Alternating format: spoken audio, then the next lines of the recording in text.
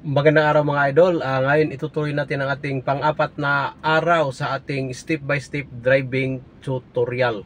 So for today's video, ipapakita ko sa inyo ang tamang pag-start ng sasakyan.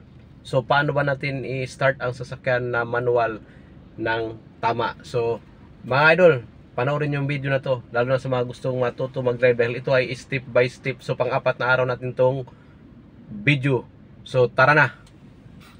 So ayan mga idol, panoorin nyo yung video para makita nyo kung paano mag-start ng sasakyan na manual sa tamang paraan. So dito tayo magsimula mga idol, ipakita ko sa inyo yung cambio. So pag tayo mag-start ng manual na sasakyan, dapat ang ating cambio ay naka-neutral. So paano natin malalaman yung neutral? Nandito sa linya na to, nakagitna. So pag nakagitna, napipihit siya. So katulad yan, naka-neutral yan mga idol.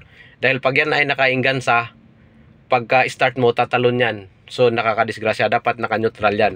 So, kahit hindi ka na nagtapak ng brake, basta naka-handbrake ka naman, hindi yan tatakbo dahil nasa neutral. So, i-start na natin mga idol. Yan yung susi natin. So, pakita ko sa inyo. Pihitin natin yung susi. Ito parang maano nyo. So, ayan mga idol. May ilaw. Ayan ha. So, yun. Namatay na ilaw mga idol. Yun ang tamang pagbukas ng sasakyan. Tsaka mo i-start. Ayan. So, yung ilaw na yon, bali yun yung nag-produce ng kuryente.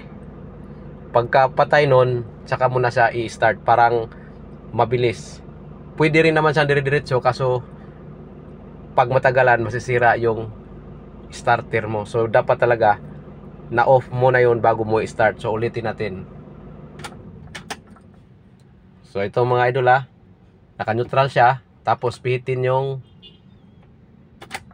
susi. Yan. So pagkapatay niyan, saka mo pihitin ng ulit. Ayan na. So start na siya. So yan ang lagi niyong tandaan mga idol. So hanggang dito lang muna ang ating video. Parang step by step, mayroon kayong matutunan. So ayan mga idol, naituro natin ng tama kung paano mag-start ng manual na sasakyan.